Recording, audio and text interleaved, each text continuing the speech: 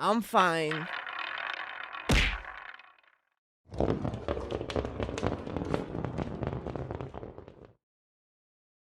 This is KUGAN CASSIUS for IFL TV. We're in Saudi Arabia. It's the start of fight week, a day of reckoning this Saturday night here in Riyadh.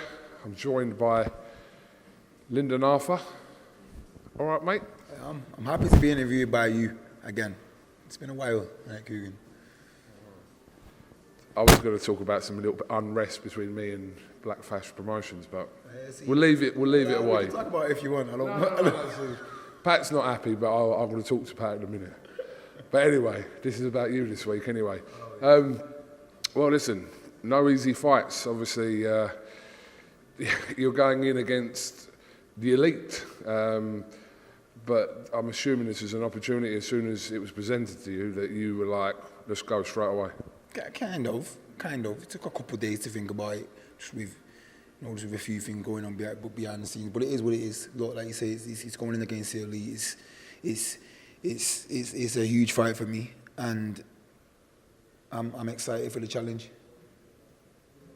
So when you talk about took you a couple of days, and now I'm actually hearing you say that, I could see at this stage of your career, it might not be kind of the obvious fight for you to take, even though it is kind of the elite. You want the big fights, etc. But for you, so what were you contemplating over that couple of days? What were you thinking to yourself? It wasn't even much worth talking about. It's just a few things going on. It is what it is. It is what it is. In the end, we got it done, and we're in Saudi. I'm excited. The hospitality is crazy. Is to be a part of this card. To be a part of this event, the whole skeptical of it I'm excited to be. I'd have been gutted if I said no. What do you see in Dmitry Bivol that you feel like you can exploit on Saturday? I'm going to have to adapt when I get in there and see. I believe I've got tools enough to do things. I have to watch. If you watch a few of his fights, there's a few things in there. But we'll see when I get in there. Everyone knows I'm aware of Bivol. I was a fan of him before the fight. I'll be a fan of him after it. I'll be a fan of him in there. But we are fighting. It's a business, and I'm not coming here just to lay down and lose. That's a fact. My body, my ego, my pride, everything inside me. The boxer in me won't let me do that. So, like I say, I'm excited to see where I am. The card looked like, from kind of just watching from the outside, that the card was kind of put together very quickly. It looked like it kind of almost come out the blue, the whole card, when you look at all the fights that are on this Saturday. But when was this? Talk me through like a time process of how quickly this was done on your side to fight Bivol. Yeah, real quick. You all right? Yeah, real quick. Sorry. Within a few days, and a few phone calls, and that was it really. But like I said, sometimes these opportunities are a little too good just to let go and say no to. What were the other options for you, obviously, prior to this even being suggested to you? What were the options, obviously? I was fighting in February. Yeah. That was the plan. I was defending my eyebrow in February. I'm not sure against. Well, I think I knew who against, but I'm not 100% sure. But that was the plan. That was it, February. So, and then this came up. And that was it. Now we're in. I'm talking to you in Saudi. It is probably the most randomest card that's been put together, like I said, in such a short space. Not just your fight with Bivol, but just all the way through the card. It's like how they've put this together is quite impressive in a short space of time, when it always seems like fights take, we're led to believe from the outside, fights always take, negotiating time periods, etc. But money talks ultimately as well. Yeah, money does talk, and there's normally a lot of politics in boxing, but money does talk. And you know that when you can put the picture, that their reckoning picture, when you can put all them fighters in the same room at the same time and nobody says nothing, you kind of know that money is a bit louder than the fact, the egos and shit like that. So, but again, it's good to be a part of. It's good to see. It's good. It's good that this has happened, and the crossovers between promoters. That's what this has brought together, isn't it? So now I'm imagining a lot of fights as the Riddier and the things happening in Saudi go along. That a lot more fights will happen between promoters, and what can only be better for the sport. I know this next fight I'm going to mention was a couple of years ago, and I suppose over that couple of years, Dmitry Bivol has improved. But have you watched the Craig Richards fight since even recently to kind of, because Craig had a little bit of success in that fight in certain points. Have you watched that fight back? I've watched it. I watched it a couple of weeks ago. I have, yeah. I have. Craig did well in that fight. You can't. I don't really think you can take too much off it because I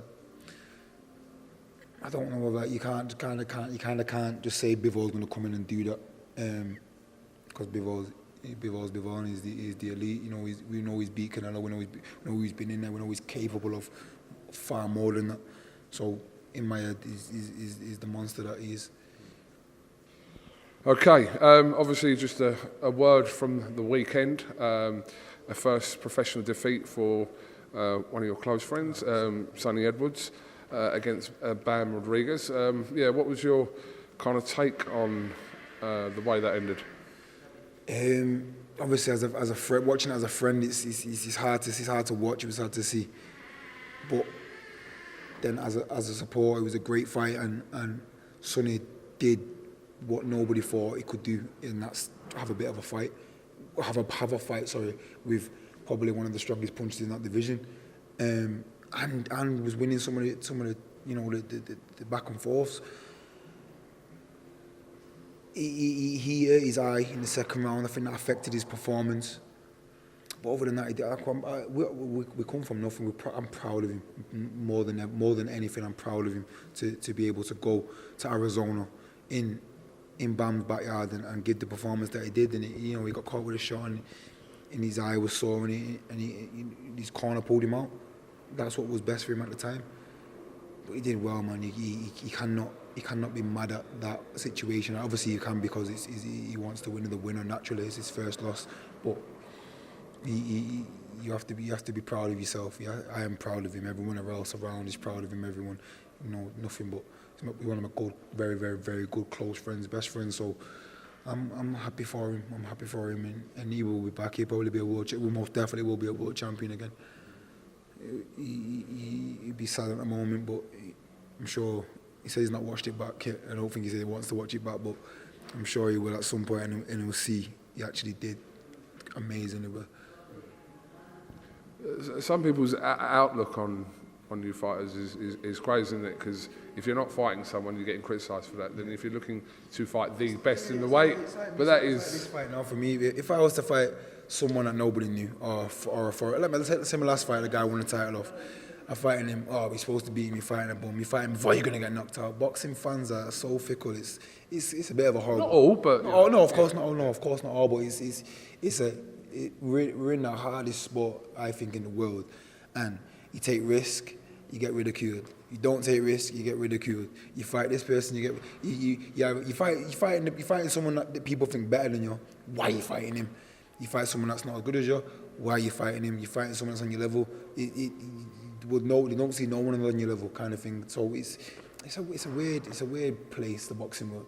It's weird, but you have to be solid in the mind in order to be in this sport, and because we're open to the public, we're open to the public's view on us all as athletes, as boxers, professional boxers. I'll be boxing telly in front of thousands of hundreds of thousands, maybe sometimes millions of people, and we are open to being like the criticism off the people, of the fans that watch and supporters. Sometimes they do, sometimes they don't. But again, you have to be strong-minded. Okay, Lyndon, Arthur, thank you very much for talking to IFL TV. Have you got anything else you'd like to add before we finish? Yeah, just, thank you to my sponsors that on my shirt. That was cool. MJ, Aesthetics, and everyone else that tunes in, and everyone that's supporting me, and nobody that's telling me you're going to get smashed and this and that, because fuck you. Yeah. But no, thank you, everybody. Tune in Saturday. Best of luck here in Riyadh for Riyadh season. Day of Reckoning this Saturday, 2 days before Christmas. It is ho, ho, ho. Top man, thank you very much. I'm fine.